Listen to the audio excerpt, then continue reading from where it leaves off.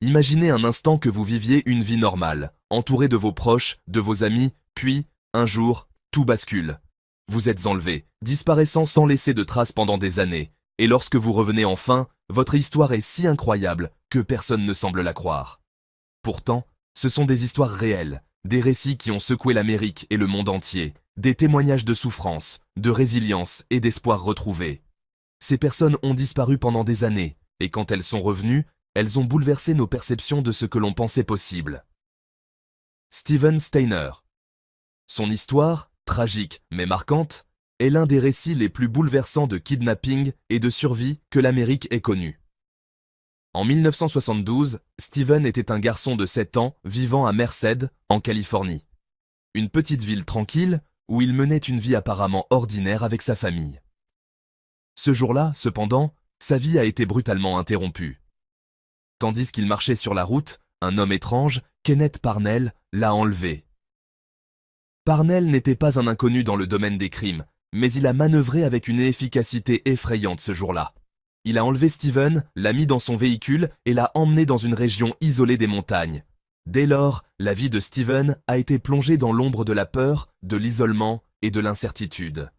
Le ravisseur de Steven ne l'a pas seulement kidnappé, il l'a enfermé pendant 7 longues années, manipulant son esprit et le privant de toute interaction normale avec la société. Parnell, un homme perturbé, avait des intentions précises. Il ne voulait pas seulement avoir un enfant sous son contrôle, il voulait créer un faux environnement familial. Steven a été élevé dans la maison de Parnell, sans contact avec le monde extérieur. Sa captivité a commencé à ressembler à une vie sous contrôle total, et la notion de normalité était progressivement effacée de l'esprit du jeune garçon. Parnell, obsédé par l'idée de recréer une famille avec lui comme père et Steven comme son fils, a tout fait pour convaincre Steven qu'il était abandonné et qu'il ne devait faire confiance à personne d'autre. Parnell a même simulé un lien familial, en lui disant que ses parents l'avaient abandonné et que personne ne chercherait à le retrouver. Pendant les premières années de captivité, Steven ne savait pas quoi faire. Ses années d'enfance ont été volées, et il était déconnecté de tout ce qu'il connaissait auparavant. En tant qu'enfant, il avait appris à accepter son triste sort et à s'adapter à la violence et à la manipulation de Parnell. Ce dernier ne se contentait pas de garder Steven enfermé, il l'abusait aussi psychologiquement et physiquement, brisant son esprit à un point tel qu'il ne voyait plus de sortie. Mais Steven ne se laissait pas complètement briser.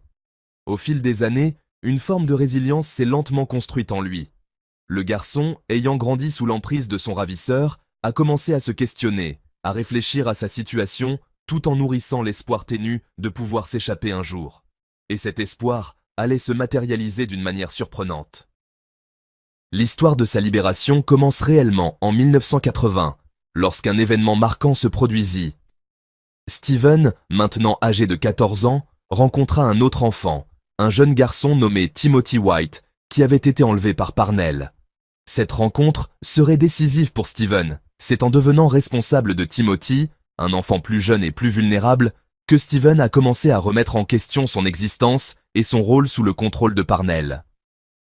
Steven a rapidement compris que le moment était venu de faire quelque chose pour sauver non seulement sa propre vie, mais aussi celle du jeune garçon qu'il venait de rencontrer.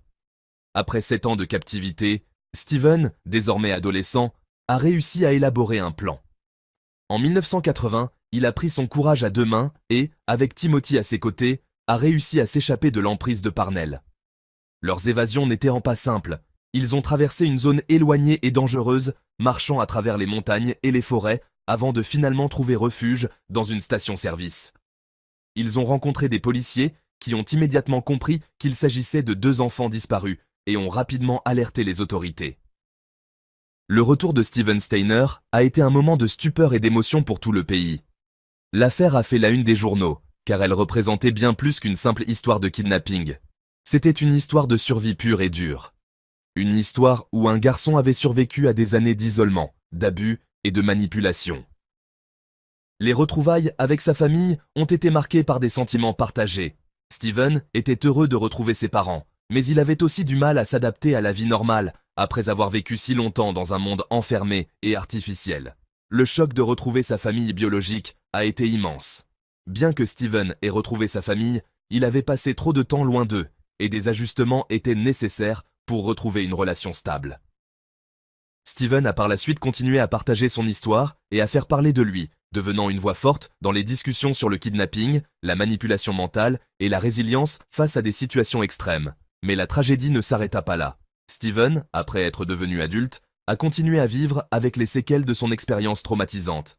En 1989, à l'âge de 24 ans, Steven est tragiquement décédé dans un accident de voiture, tué par un conducteur ivre. Son décès prématuré a laissé de nombreux fans et admirateurs en deuil, mais il a également laissé un héritage durable. Jamie Closs. L'histoire de Jamie Closs est l'un des récits les plus poignants et les plus héroïques de survie d'un jeune enfant, marqué par un enlèvement brutal et une évasion qui semble tout droit sortie d'un film.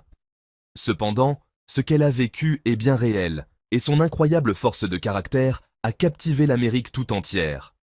Son histoire de captivité et de libération est l'un des témoignages les plus saisissants de la résilience humaine face à l'abus et à l'horreur. Le 15 octobre 2018, Jamie Closs, une adolescente de 13 ans, vivait une vie paisible avec ses parents dans une maison isolée à Barron, une petite ville du Wisconsin. Ce jour-là, tout a basculé de manière tragique. Un homme, Jake Patterson, âgé de 21 ans, a fait irruption chez elle, a tué ses parents, James et Denise Closs, et a enlevé Jamie.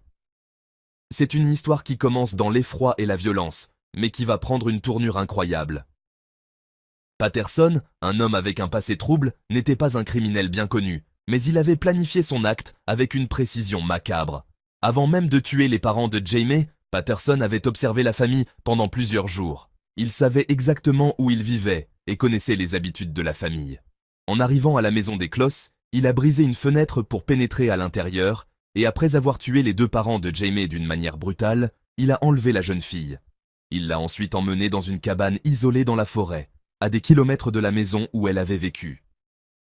Dès le début, le plan de Patterson était de garder Jamie captive dans un environnement totalement fermé et séparé de toute interaction humaine. Il l'a emprisonnée dans une pièce où il la forçait à rester à l'écart du monde extérieur. Pour lui, son enlèvement était le prélude à une nouvelle vie qu'il voulait lui imposer. Un monde où James serait sous son contrôle absolu. Il a pris soin de camoufler sa présence et a veillé à ce que la jeune fille ne puisse pas fuir, multipliant les tactiques de manipulation psychologique. Les premiers jours ont été les plus durs pour Jamie. Elle venait de perdre ses parents dans un acte aussi violent qu'injustifiable, et elle se retrouvait seule avec un homme qu'elle ne connaissait pas, un homme qui avait pris tout ce qu'elle connaissait de la vie. La peur, la tristesse et l'incompréhension l'envahissaient à chaque instant. Toutefois, à mesure que les jours passaient, Jamie a développé une résilience inattendue. Elle a compris que la seule façon de survivre dans cet enfer était de rester calme et de préserver ses ressources mentales. Patterson, quant à lui, pensait que Jamie était totalement soumise à sa volonté, mais il n'avait pas compris la force de caractère de cette adolescente. Pendant près de 3 mois, il l'a maintenue sous sa garde. Cependant, Jamie a refusé d'être complètement brisée. Alors qu'il pensait qu'elle était une simple victime docile, Jamie nourrissait un seul objectif, s'échapper et retrouver sa liberté, quel qu'en fût le prix. Le moment tant attendu est finalement arrivé le 10 janvier 2019. Après 88 jours de captivité, alors que Patterson était parti, laissant Jamie seule pour quelques heures, elle a vu son opportunité. Avec la détermination d'une personne qui avait tout perdu et qui savait que ce moment pourrait être sa dernière chance de fuir, elle a pris une décision audacieuse. Elle a couru hors de la cabane, à travers les bois, sans aucune idée de ce qu'elle trouverait au bout du chemin.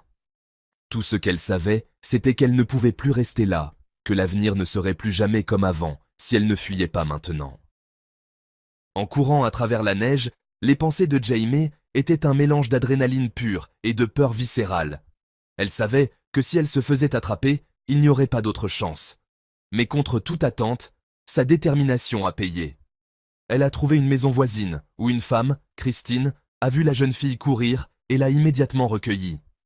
Christine a pris Jamie sous son aile et l'a protégée, avant d'appeler la police. Lorsque les autorités ont récupéré Jamie, l'histoire a pris un tournant qui allait stupéfier le monde entier. La police, les journalistes et les habitants étaient sidérés.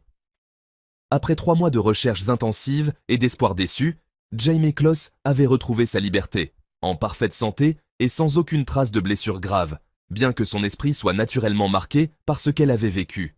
Sa libération a été un soulagement, mais ce qui est encore plus fascinant, c'est la manière dont Jaime a agi après avoir retrouvé sa liberté. Elle n'était pas simplement une victime, elle était une survivante, une personne qui avait pris son destin en main dans les pires circonstances. Le courage de Jaime ne se résume pas à sa fuite, il réside aussi dans sa capacité à raconter son histoire au monde. En 2019, elle a fait une interview dans laquelle elle a partagé les détails de sa captivité, la violence qu'elle a vécue, mais aussi la manière dont elle a trouvé la force de ne jamais abandonner. Sa capacité à affronter son traumatisme et à l'exprimer publiquement a fait d'elle une voix puissante pour d'autres victimes de violences et de kidnapping. Jaime est devenue une figure inspirante de la résilience humaine, un exemple de courage face à l'adversité la plus extrême. Mais ce qui fait encore plus frémir dans son histoire, c'est la psychologie de son ravisseur, Jake Patterson. Bien que l'horreur de ses actes soit évidente, il est difficile de comprendre ce qui l'a poussé à agir de la sorte. Patterson a expliqué dans ses déclarations qu'il avait planifié l'enlèvement de Jaime en la ciblant spécifiquement. Il n'avait aucune connexion avec la famille Kloss, mais il les avait observés à distance pendant des mois avant de se lancer dans l'enlèvement. Son intention était de garder Jaime captive et de la soumettre à sa volonté. Son comportement de prédateur est l'une des facettes les plus dérangeantes de cette histoire. La manière dont un individu, apparemment ordinaire, pouvait nourrir une telle obsession et commettre un acte aussi atroce. La suite de l'histoire de Jaime Kloss a également été marquée par le procès de Jake Patterson. En mars 2019, Patterson a plaidé coupable du meurtre des parents de Jaime et de son enlèvement. Il a été condamné à la prison à vie sans possibilité de libération conditionnelle, une peine qui, selon beaucoup, était bien méritée. Pendant ce temps, Jaime a commencé à reconstruire sa vie, entourée de sa famille et de proches qui l'ont soutenu tout au long de son parcours difficile. Elle a trouvé un moyen de vivre avec son passé, en le partageant et en s'assurant que l'histoire de sa captivité ne soit pas oubliée. Ces histoires de disparition et de retour incroyables révèlent non seulement la résilience humaine, mais aussi la capacité de certaines personnes à surmonter l'adversité la plus extrême. Elles montrent à quel point l'être humain peut être capable de survivre dans les pires conditions, et il y en a bien d'autres, vivement pour d'autres vidéos.